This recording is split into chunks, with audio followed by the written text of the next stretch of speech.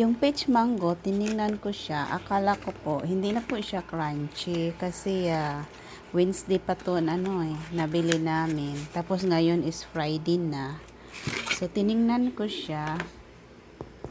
So, very crunchy pa siya. Very crunchy pa naman.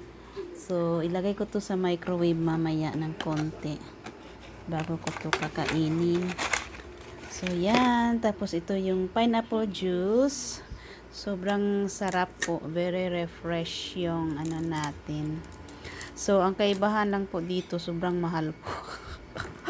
Sa totoo lang po talaga. Parang nagta-triple or 4 times yung price. Or more than 4 times. So, yan. Kain po tayo dahil nagutom na po ako. Tapos magre-reply na ako ng mga comments mamaya ng konti. Yan. Bato matigas. Yan.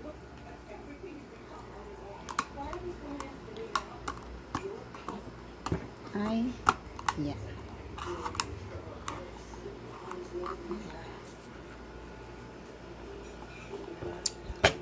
Sarap.